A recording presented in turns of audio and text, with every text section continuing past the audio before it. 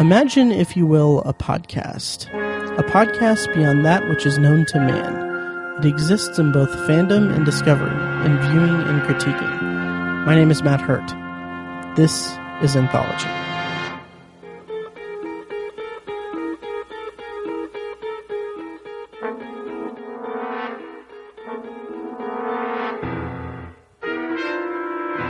Hello and welcome to Anthology, presented by ObsessiveViewer.com.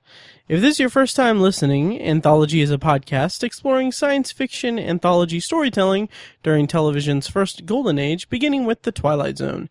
Each podcast, I share my thoughts on an episode of this iconic series as a first-time viewer, as well as share some trivia about the episode. I then end each podcast with a bonus review of a movie or show related to the week's episode.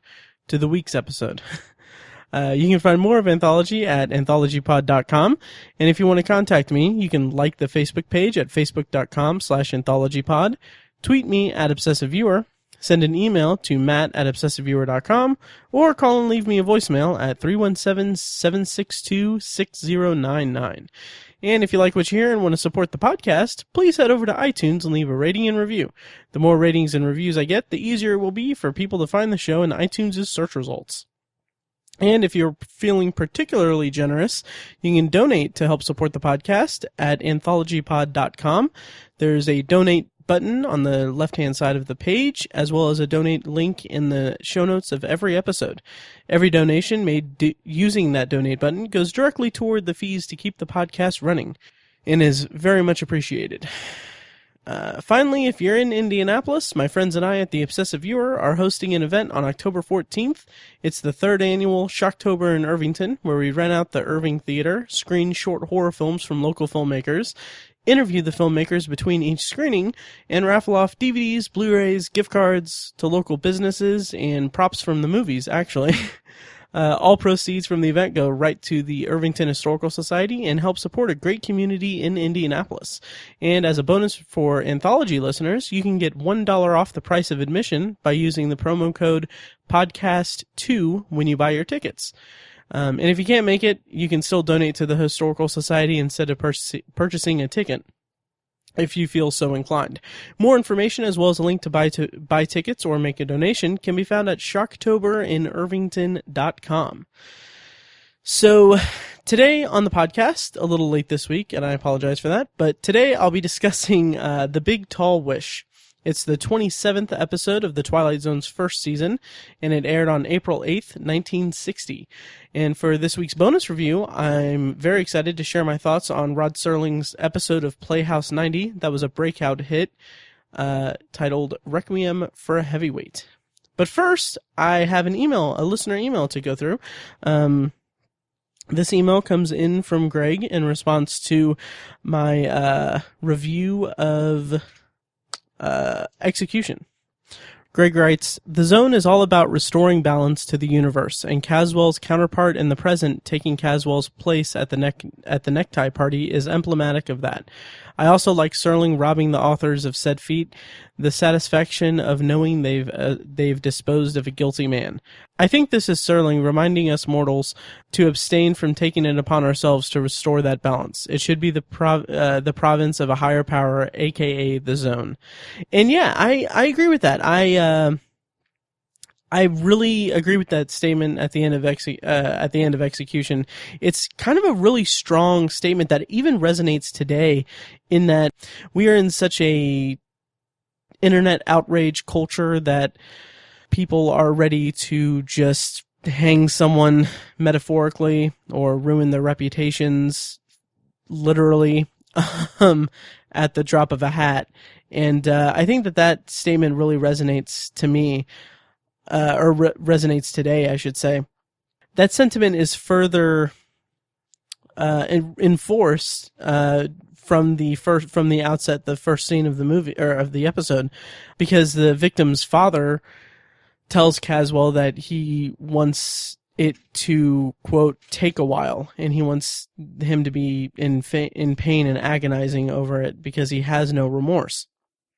And the juxtaposition of the grieving father and Caswell's just lack of remorse is just really a really dark statement about humanity. And I like that I like at the end when the spectators of the necktie party are faced with the prospect that they may have hanged an innocent man. I just like that that's kind of closes the book on that, or flips that sentiment from earlier on its ear, and it just makes it like, imagine the horror in that situation, being in the presence of something that you perceive as pure justice, and then just having that suddenly in that final moment, that moment where justice is served that you so desire. Imagine that feeling being ripped out and replaced with the horror that you or forces beyond your control or what have you may have delivered justice on someone who didn't deserve it. It's a horrific situation. And then I don't know if I really went into this last week or not, but just to reiterate, if I did, that sentiment, that statement is such a strong statement, and such a strong thing to begin and end the episode on, that I would say that I kind of wish that there was more of that. There was more of that thesis statement of justice and how we attain justice. I kind of wish that there was more of that explored in it, whereas with what we got in execution seemed more like it was bookending this time travel story about a man lost in time and somewhat wreaking havoc on modern era, which is fine. I enjoyed that aspect of it, but I kind of wish that it was more. I kind of wish that the statement of justice and serving justice to the wrong person, I kind of wish that was more of a focal point of the entire episode. But anyway, that's what Greg had to say about it. He also said in the email, I had asked for recommendations for bonus reviews last week. He recommended The Swimmer with Burt Lancaster and Carnival of Souls, which are two movies that I believe I will be getting to before the end of the first season. When I posted that episode, it was before I watched The Big Tall Wish, and I didn't know what The Big Tall Wish plot-wise, I didn't know anything about it, so I just kind of was up in the air about what I wanted to do for a bonus review this week. But as soon as I realized that it was a boxing episode, I jumped at the chance to review Serling's Requiem for a Heavyweight to pair it with this, because I felt like that was most appropriate. And finally, Greg wrote, and this is kind of apropos of nothing and not really pertaining to the podcast, but he said, "What are your feelings on Stranger Things? A lot of reviewers seem to be likening it to a cross between E.T., Stephen King, The Goonies, and yes, The Twilight Zone." And just really briefly, I really liked Stranger Things. There is a lot of I've noticed in at least in the critic circles, there is a lot of pushback against it, because the arguments that I've heard against it is that it seems so nostalgia based. Like there are three simultaneous kind of plot lines or perspectives that are gone through. There's the children, there's the teenagers, and then there's the adults' stories that all are experiencing the same events. And there was comparisons, or there was remarks that the adults seem to be in a Stephen King novel, the teens seem to be in a John Carpenter film, and the kids seem to be in a Steven Spielberg movie. And that convergence of all the nostalgia put together, one of the arguments against it is that it doesn't seem to have anything wholly unique or original in itself. It's just a pastiche of nostalgia packaged together. I didn't get any. I wouldn't say I didn't get any of that, but I would say that the strong nostalgic feel of it did not bother me at all. It enhanced the viewing experience for me, and I really enjoyed it. And if you want to know more of my thoughts on it, we're going to be recording a bonus episode reviewing Stranger Things next week on Obsessive Viewer. So check that out at ovpodcast.com. Actually, obsessiveviewer.com. ovpodcast.com is just the archive of episodes. So anyway, having said that, once again, Greg, thank you so much for the email. And everyone listening, you can feel free to email me at matt@obsessiveviewer.com. And we're coming in close to the end of the first season of the Twilight Zone on this podcast. So I think at the end of the season, what I'm going to do is I'm going to have a review or have an episode after I finish the season that's just a breakdown of season 1, a recap, top 10 list, top 5 list. I'm not sure how it's going to be broken down, but I do know that I'm going to have Brandon Cruz from Submitted for Your Approval on for that episode. So I'm looking forward to that. And in the meantime, feel free to send in your favorite moments from season 1, your favorite episodes, your favorite actors, your favorite screenplays, your favorite whatever. Anything goes with regards to the end of season 1. Or a wrap up of season 1. Just if you do, make sure you put in the subject line season 1 recap or season 1 review, or what have you. Just something so that I know that if it is something that's about season 1 overall, I can wait and read it after I finish season 1, because I'm still a newbie to the Twilight Zone and I don't want to be spoiled. Okay, so with all that out of the way, like I said, I'm going to be discussing The Big Tall Wish and Requiem for a Heavyweight this week.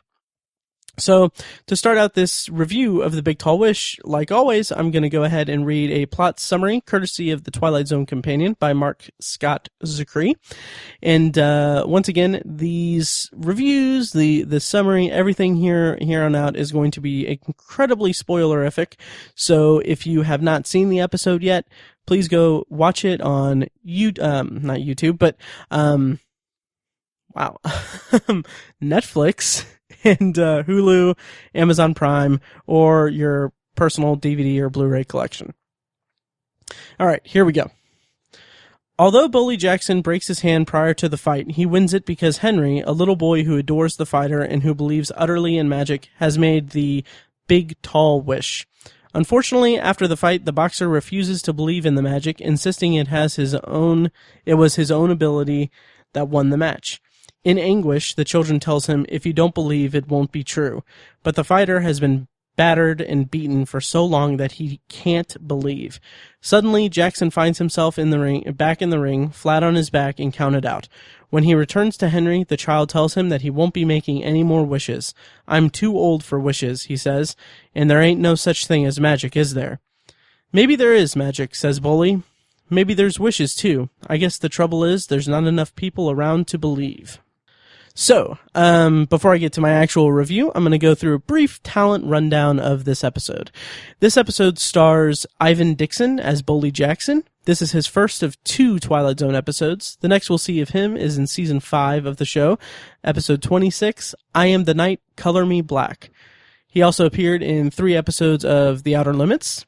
He appeared in The Outer Limits, he appeared in The Human Factor in 1963, and in parts 1 and 2 of The Inheritors in 1964. He was best known for his role in Hogan's Heroes, and he actually became a director in 1970. Also appearing in this episode as the young Henry Temple is Stephen Perry. This is his only episode of The Twilight Zone, and I couldn't really find much information about him. He's best known for roles in A Raisin in the Sun in 1961, The Learning Tree in 1969, and The Sound and the Fury in 1959. Other than that, I couldn't really find much information about him.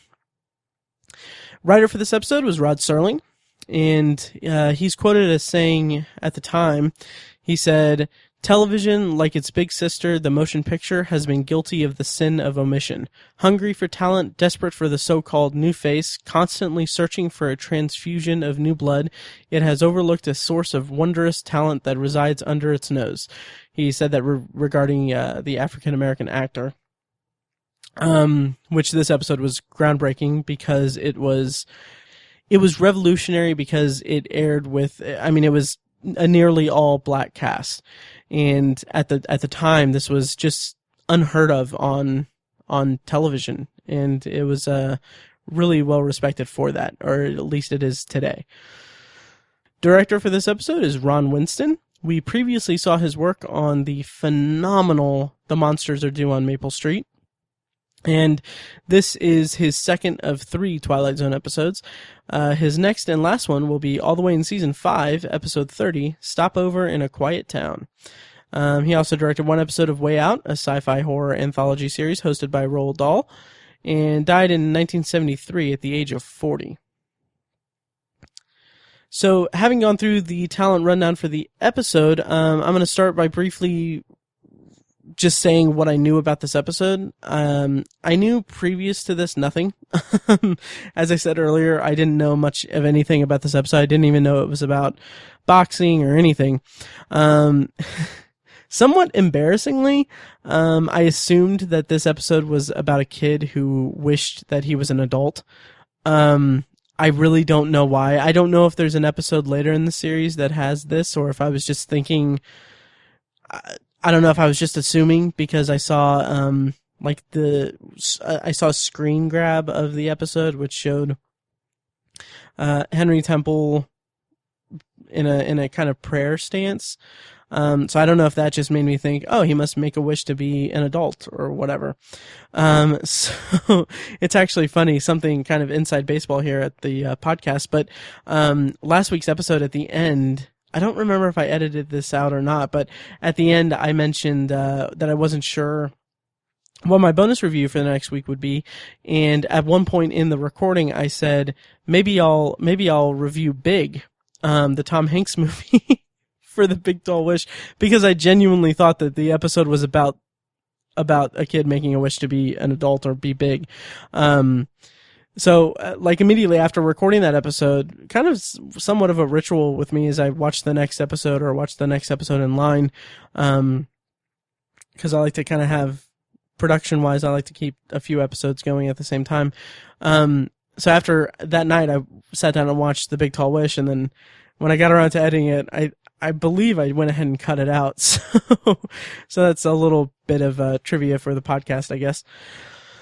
So I'll just say up front, I really enjoyed what this episode was saying. The statements about how we lose that childlike sense of wonder and that childlike sense of magic and that belief in magic. I really appreciated what this episode said, but I had some issues here and there, but I'll get to that in a moment. But first, I kind of want to break down some of the technical aspects of it. This episode has some interesting set decoration or sets, essentially. So I kind of liked that there's this sign for palm reading that's outside of the apartment building where Bully lives.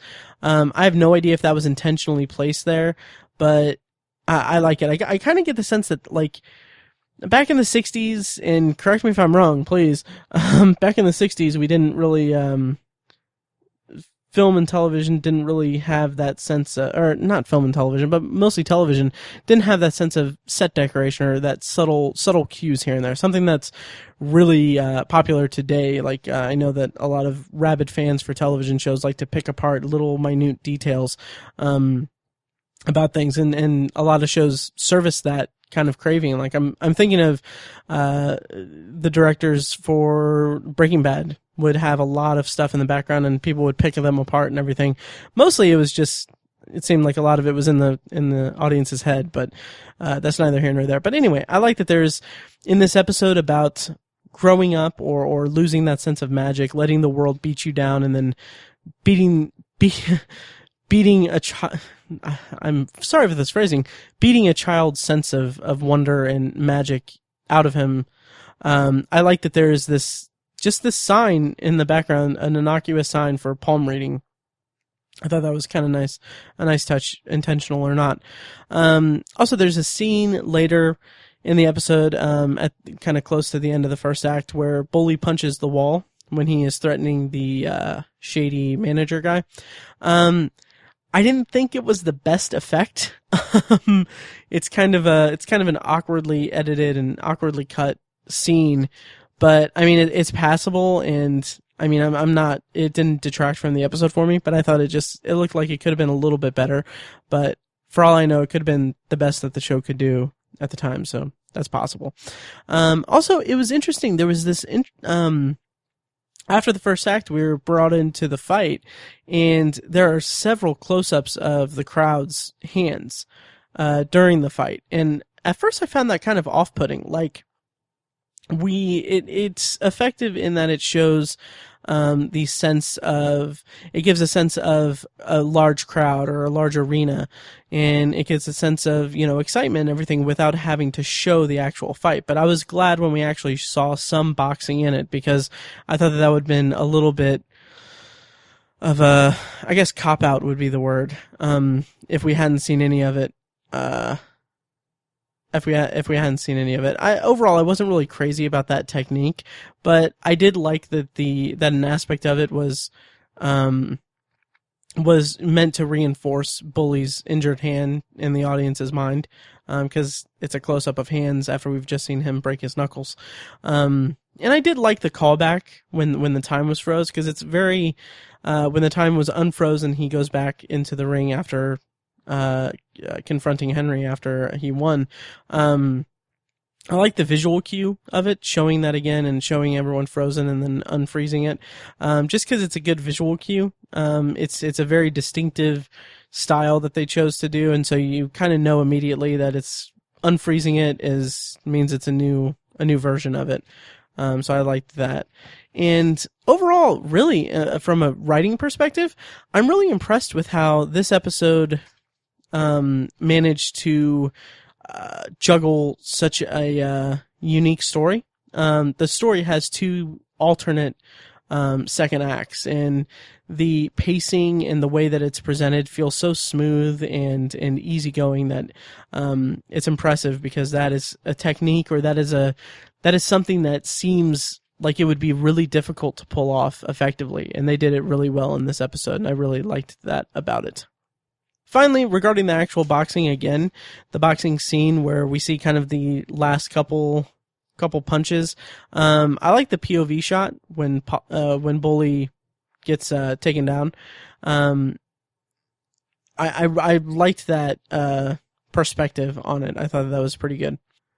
So to kind of go back to the beginning of the episode and talk about it from a plot standpoint, beat by beat, I really like the opening scene with Bully. With Bully Jackson and Henry.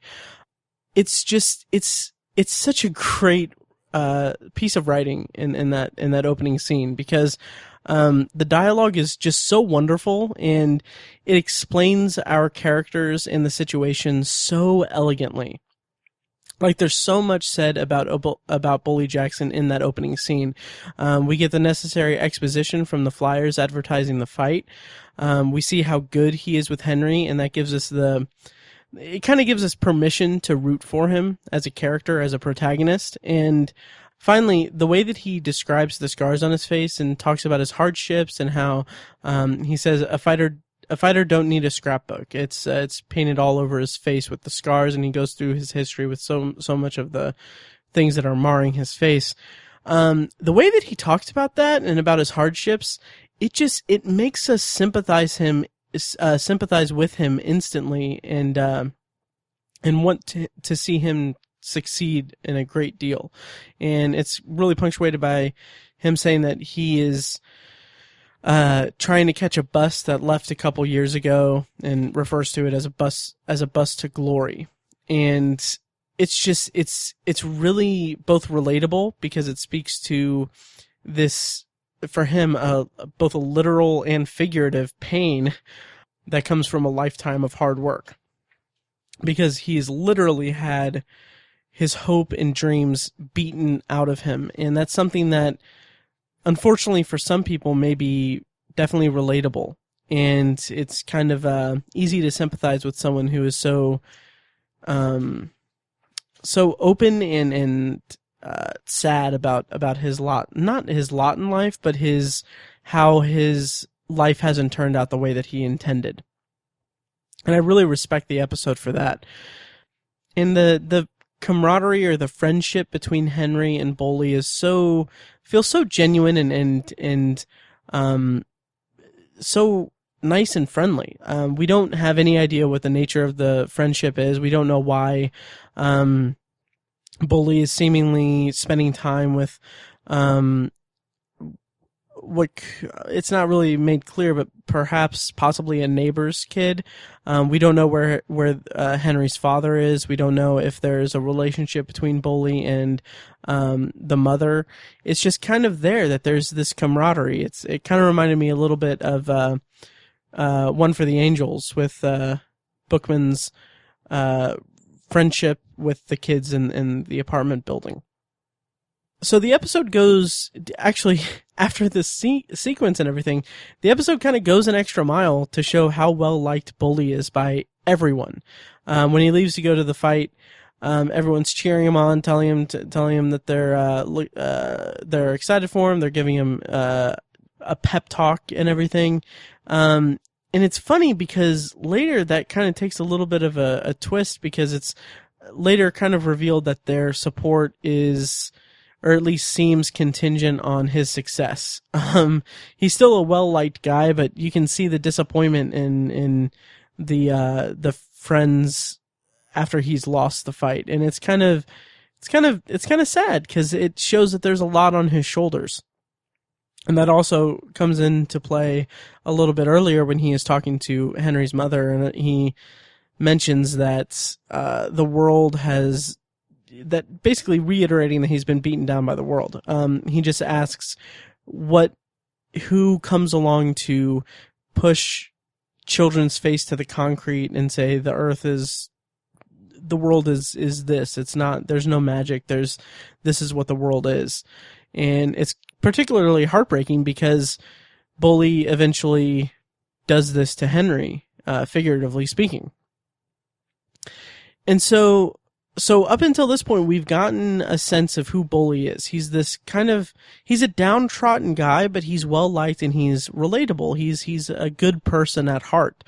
And then there's a sequence where he is preparing to go in for the fight, and he's talking to his trainer and Thomas, who seems, he's a shady, I guess manager would be who he is. I'm not really clear on what his role was, but Thomas is the shady manager, and it's up until that point we've seen a lot of people just show complete respect for Bully. And Thomas is this really just slimy, unlikable guy. And what I love about that is it could have been a cartoonish kind of, not villain role, but it could have been just a cartoonish like way to reinforce Bully's status, but instead, it does say what some people perceive Bully to be. He's kind of a washed up has-been, but I love how much power Bully exudes in that scene. He's intimidating to Thomas, like telling him to butt out the cigar and threatening him to the point where Thomas is absolutely terrified.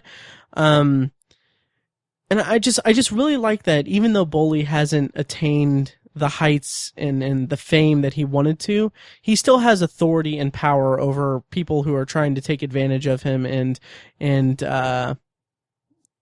continue to beat him down in the world. I just really like that. So after the fight, after the outcome of the fight, after the big tall wish is made and Bully wins the fight, this episode is surprisingly, just overall, this episode is surprisingly poignant and touching in that Bully is so convinced. He is so not willing to accept that magic exists and that the world has magic.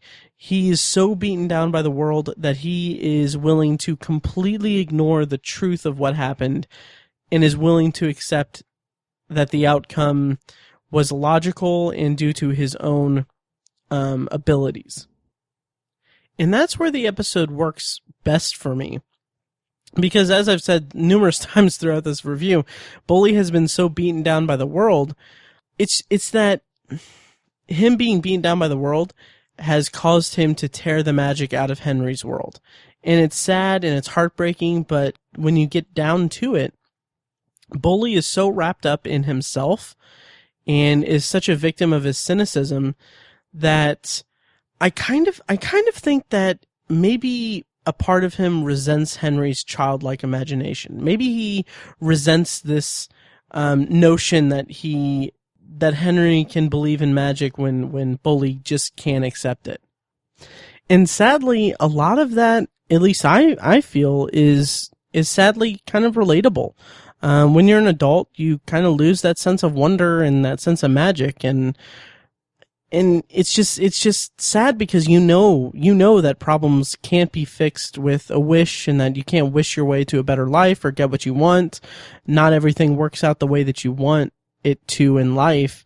And it resonates with me that what happens between Bully and Henry here is just sad, because Bully is so possessed by his cynicism and his view of the world that he just unwittingly or unintentionally takes that wonder from Henry. He robs Henry of what is, by Bully's own explanation or his perspective, robs Henry of that last bastion of hope and magic in a life that will soon be beaten down to him from Bully's perspective.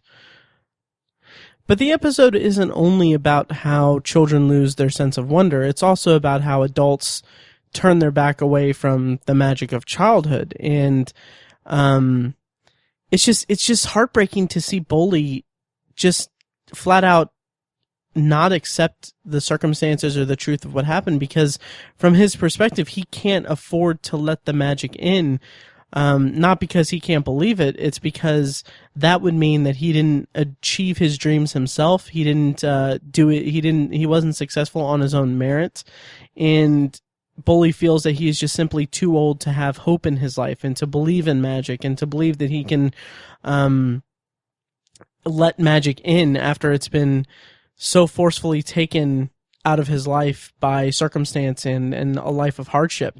And what's so beautiful and heartbreaking about this situation is that Henry idolizes Bully. He views Bully he puts Bully on a pedestal. He's his close good friend. So when Bully isn't receptive to magic, Henry takes it to heart. And that causes him to cast his childlike wonder aside, and it becomes this poignant piece about how growing up sucks. And I don't think it's anything Bully intended in the episode or in the scene. He didn't mean to push Henry's face against the concrete of the world.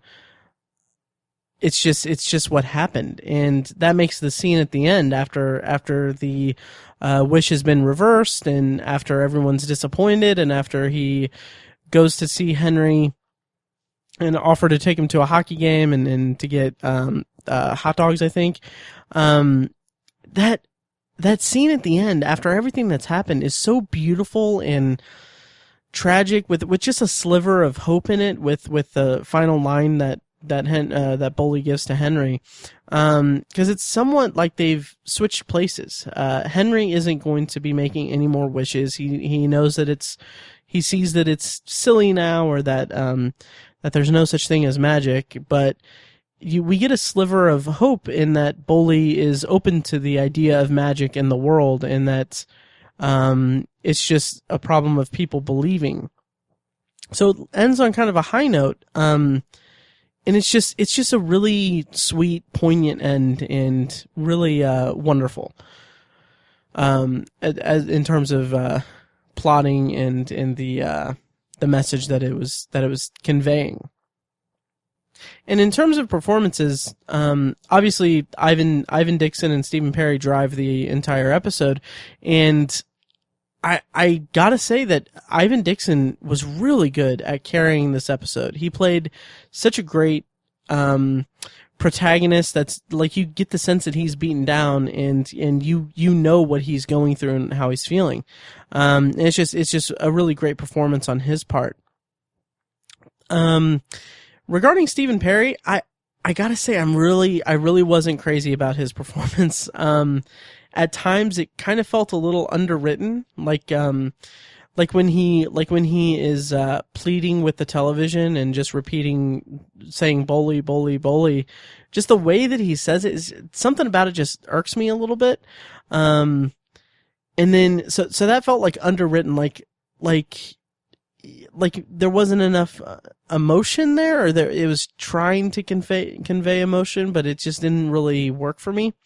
And then in other scenes, it seemed a little over the top. And I understand, like, it's a child actor. Stephen Perry is a child actor at that point, and it's you can only get such a good performance out of a child actor. I mean, it's a really difficult feat to pull off.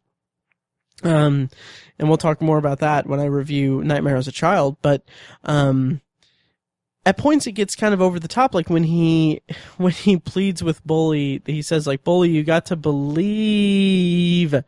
And I don't know, the way that there's something about the delivery of that, and the way that that scene reached a crescendo, something about it just didn't really work for me that well. So the whole performance just felt kind of uneven to me. But he wasn't terrible. He wasn't terrible. It just, I wasn't crazy about his performance. This is completely apropos of nothing. But Walter Burke, who plays Joe, the trainer, I just think he looked a lot like Willem Dafoe, and that's it. That's all I have on that performance. Completely pointless, inclusion in this episode. But anyway, in terms of cultural subtext and theme, I already kind of touched on throughout the entire review that this episode is about that childlike sense of wonder and magic, and how the world can tear it away from you, and when you're an adult, it's a juxtaposition of wishing and having that sense of magic when you're a child versus having the world beat that sense of wonder out of you, and just the juxtaposition of those two things, and the way that the characters that represent each side kind of intermingle and end up kind of in a somewhat reversal at the end is just really, really engaging and really poignant, and really says a lot about how we perceive the world and how we internalize the way we perceive the world. And I really appreciated the episode about for that. And obviously this episode is groundbreaking because of its nearly all African American cast, and it's really nice to see that diversity so early in television's life. I don't know if early is the right word, but I mean, this was 1960. That's just crazy to me. I love seeing that, and I'm really happy that the Twilight Zone had that progressive quality to it, even at the time. So trivia for this episode, as I mentioned before, nearly all African American cast was revolutionary for American television, and this episode was actually, or at least in 1961, the Twilight Zone itself was awarded the 1961 Unity Award for outstanding contributions to better race relations, which is fantastic. Some other pieces of trivia: Walter Burke, the aforementioned Willem Dafoe doppelganger, and Charles Horvath, who plays Dixon's opponent in the ring, they actually both appeared in an episode of Lawman 7 months later. The episode was titled Lawman Samson the Great, and the episode also involved boxing, which is somewhat unique and interesting, I guess. It's a tangential piece of trivia. Trivia is kind of sparse this week, guys. Final piece of trivia is that real life boxer Archie Moore, he was considered for the role of Bully Jackson. So, yep. Closing thoughts for this episode. I thought it was a solid episode with a lot to kind of chew on, and a lot of statements about what it is to be an adult versus what it is to be a child, and what it is to lose what you lose in between those phases of your life. This episode is clearly groundbreaking for its cast of predominantly black actors, and it's a touching story filled with vulnerability and, sadly, quite a bit of relatability. And for that, I really enjoyed this episode. It remains to be seen how I'll feel about it at the end of the first season, if it'll make my rankings or whatnot. But overall, a really touching episode, and I really like when the show conveys these big statements about existence and about our place in the world. And with it being such a diverse cast and such a groundbreaking episode, what I love about it is that that's not a focal point of the episode at all. It doesn't have anything to do with race or anything, and that's one of the things that I find so endearing about it, especially airing in 1960, is that it's so amazing that anyone could have been in those roles, but they have African American actors, and that just, the fact that it doesn't call attention to that at all is just so wonderful to me, and I really appreciate that, and I appreciate the Twilight Zone even more because of that. So overall, I enjoyed it. I really liked what it had to say, and it gave me a lot to digest. So that'll do it for my review of The Big Tall Wish. Before we move on to this week's bonus review, here's a highlight from episode 173 of The Obsessive Viewer. It's a weekly movie and TV podcast I host with my friends Mike and Tiny over at obsessiveviewer.com. In Indianapolis, Indiana. Awesome, and we've been asking people all weekend, what franchise or movie or TV show would you revamp, revive, remake, whatever you want to call it, and why would you do it? So do you have an answer for that? Actually, after much thought and much discussion, the Tron series. The original Tron film was great. I loved it growing up.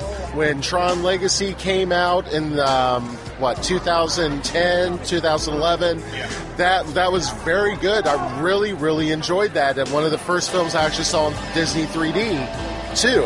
And the animated series that was on Disney XD, Tron Uprising, that was very good. A lot of the effects seem to have come from the Legacy movie. A lot of the some of the voice actors had come over from it. They keep saying they're going to make more of the films and maybe continue the series. And I'm like, give it to me, Disney. I need this. I need more light cycles. I need to see the newest iteration of the tanks. Give this to me, Disney. Of course, you can find The Obsessive Viewer on iTunes, Stitcher, Google Play, and at obsessiveviewer.com. And you can find you can find the episode you just heard a clip from at obsessiveviewer.com/OV173. Okay, and for this week's bonus review, I'm going to be reviewing Requiem for a Heavyweight. It was episode 2 of Playhouse 90's first season, and it aired on October 11th, 1956, starring Jack Palance, Keenan Wynn, Ed Wynn, and Kim Hunter.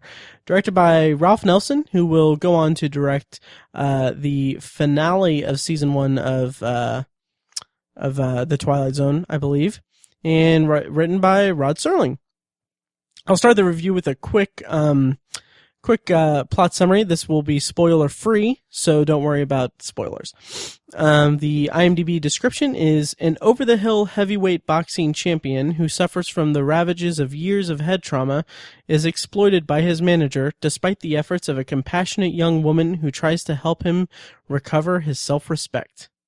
And it's worth noting that this episode of Playhouse 90 was the first original 90-minute drama ever shown live on television.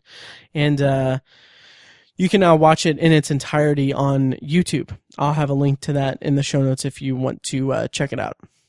So what struck me the most about this story was that the opening was very similar to The Big Tall Wish. It utilized a shot of a flyer to kind of bring us into the world and to what's going on. Very effective and very efficient way to divulge exposition.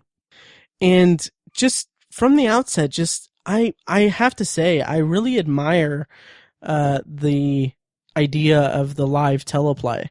Cause you can see like everything that's working together to kind of come together to be this complete storyline or this complete performance live on the air. It's really quite incredible. And I kind of wish that concept, I kind of wish that would be something that would, resonate or that would reemerge today. That's something that we don't really by my perspective, I don't think we really see that much of it on television these days. I mean, it's a lot to do. It's a lot to do. Obviously, like things like Saturday Night Live, those can count. But I mean, this is a complete performance, a complete story, it's a play on film, somewhat, and it's really charming that this. To go back and see this, and it's humbling as a fan of television, to see all the work that went in to these performances in this show. And from the outset, I mean, Jack Palance, man, holy crap, this was such an incredible performance by him. He plays such an incredibly sympathetic character. He's both playful with his managers and with characters. He's so playful, but he's fragile, and he knows that he's not the best mind. Like, he knows that his mind has been damaged, and it's taken one or two too many punches, and he can't really function that well. So the episode, or the story, opens with him losing a fight, and that's essentially the doctor played by the doctor played by Edgar Staley, who has such a distinctive voice. Like the quality of the YouTube video that I was watching of it wasn't that great, but and I was jotting down notes as I was watching it, but like when I heard his voice, I was like, that's Edgar Staley. That's he's such a charming presence. But he delivers the news that Mountain McClintock, played by Jack Palance, can't fight anymore because he's taken too many. He's too damaged, and he can't fight anymore. So that propels this episode, or this story, into a story about this man, this fragile, broken man, dealing with the loss of his dream to become a heavyweight champion, while also trying to adjust into a normal life, or a life that isn't what he dreamed. And this is all compounded by the fact that one of his managers has effectively bet against him, and now is in deep with a bookie, and it goes to some really heart-wrenching places, because this manager is against, figuratively, he's, no pun intended, but he's against the ropes by this bookie. So he's trying to get, it comes to a point where he tries to get McClintock, or the Mountain, to forsake his last bit of dignity in order to save the manager. And it's so effective in storytelling, and as a piece of storytelling, because from the beginning you see that this fighter and his two managers, like, they have this nice little family unit going, that feels so genuine and so warm, that it's when it's revealed that one of the managers had bet against him, it's hurtful. It sucks. It's painful to watch. And then there's a dichotomy between the two agents. Or the managers. There's I don't know if they're technically managers or agents. I don't know what they are, but there's Army, who is the older of the two. It's Keenan Wynn. He is the more compassionate. He's the more friendly. He's more in line, and he has Mountain's best interests at heart. And then you have, on the flip side of that, you have Maish, played by Ed Wynn, who is using Mountain for financial gain, and trying to he made a bad bet against him, and now he's in deep, and he's trying to essentially exploit Mountain to help him out of a jam without Mountain knowing that he betrayed him, essentially. And there's a lot of really, really touching moments between Maish and Mountain that just really hammers home how much Mountain cares for him, and it's just heartbreaking to watch. And I won't go into spoilers about how it turns out or anything, but it's really effective, and I really like the story as it was told. There's also some interesting stuff between Army and Mountain. There's a scene where Army is helping Mountain try to get a job. He's at an employment agency, and it's such a touching, it's such a warm moment, because you have this slightly, not brain damaged, but you have this you have this fighter who is not all there, and he is aware that he isn't able to function in normal society, and isn't willing to, or he's hesitant to get into a real job.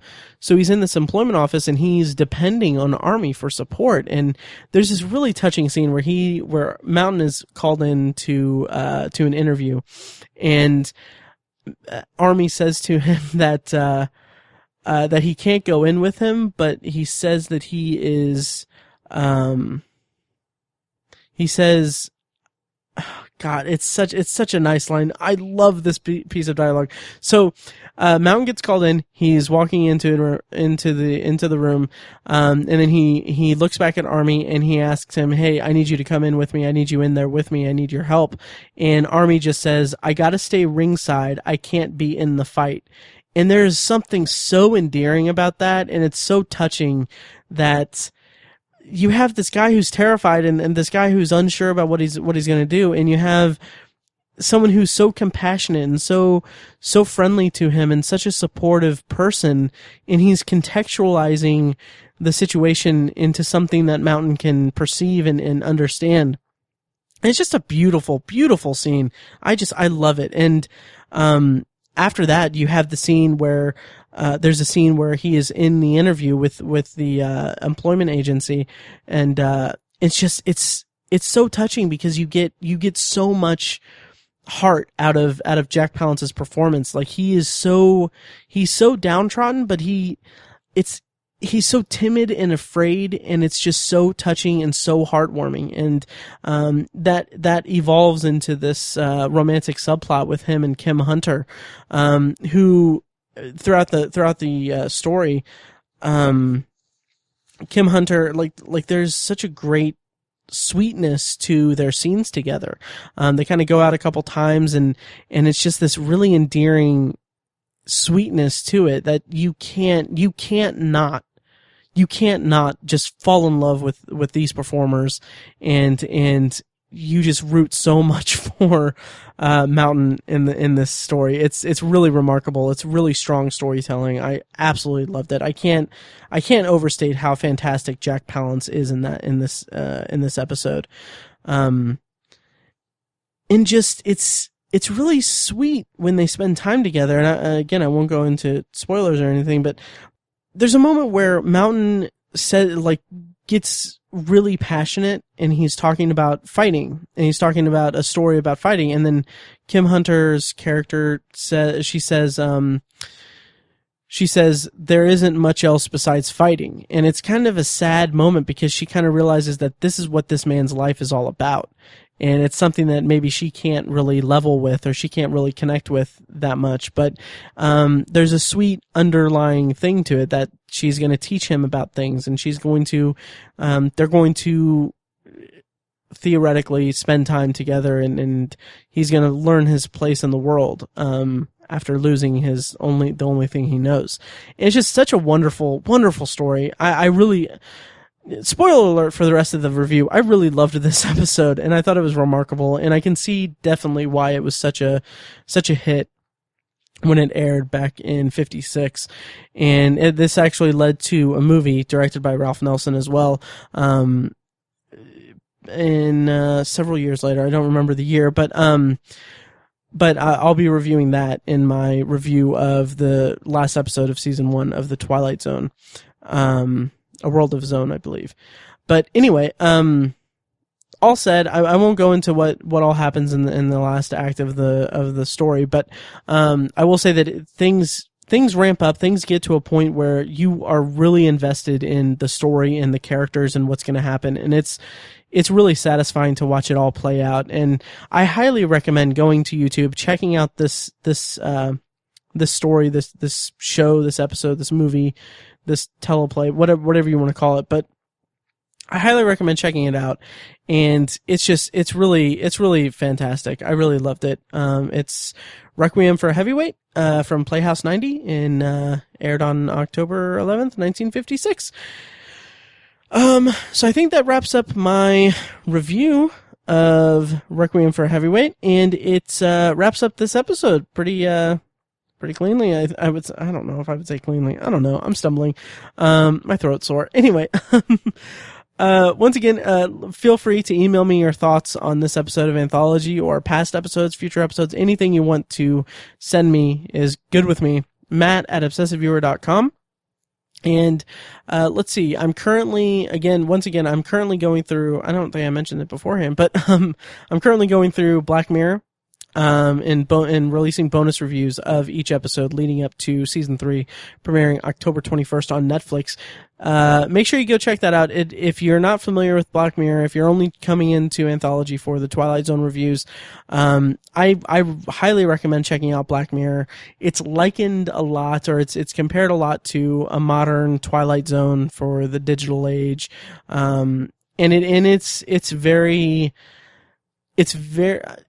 It's such an incredible show. I highly recommend it. It's really amazing.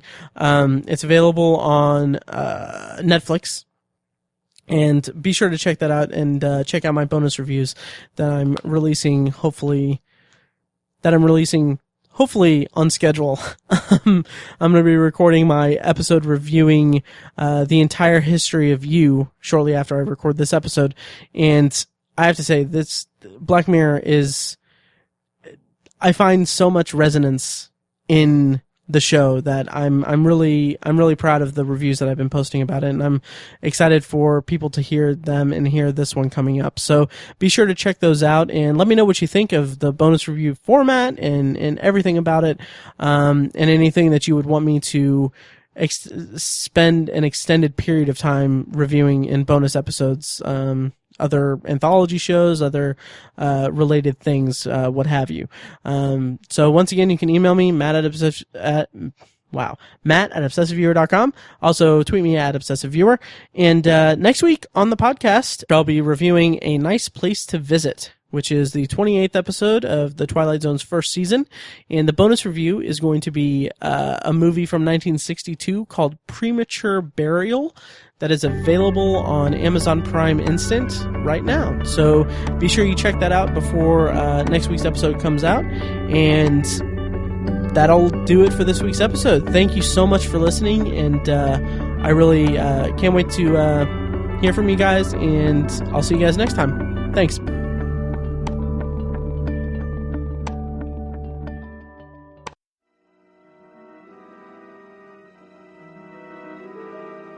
Thank you for listening to Anthology, presented by ObsessiveViewer.com. You can find more episodes at AnthologyPod.com, and you can subscribe to the show on iTunes, Google Play, Stitcher, or your preferred podcast app. If you'd like to help support the podcast, please take a few minutes to leave a rating and a review on iTunes. The more reviews I get, the higher the show will be ranked in iTunes search results, making it easier for people to discover it and grow the podcast. Of course, you can always email me your thoughts and feelings about the show to matt@obsessiveviewer.com. You can also tweet me at obsessiveviewer, like the Facebook page at facebook.com/anthologypod, or you can call and leave me a voicemail at 317-762-6099 for a chance to have it played on the show. If you like what you've heard here, I urge you to check out The Obsessive Viewer, a weekly movie and TV podcast I host with my friends Mike and Tiny. Also check out the Obsessive Viewer blog at obsessiveviewer.com, where I write movie reviews, TV reviews, and the occasional editorial about the business of entertainment. If you want even more obsessive content in your life, subscribe to the Obsessive Viewer subreddit at r/obsessiveviewer, and check out obsessivebooknerd.com, our sister site for book reviews, author spotlights, and a general celebration of reading. Finally, if you're philosophically curious, check out my friend Tiny's side project podcast, The Secular Perspective, which explores the concepts of faith, religion, and existence from the perspective of secular hosts. You can find that at thesecularperspective.com. Once again, thank you very much for listening, and I'll see you next time.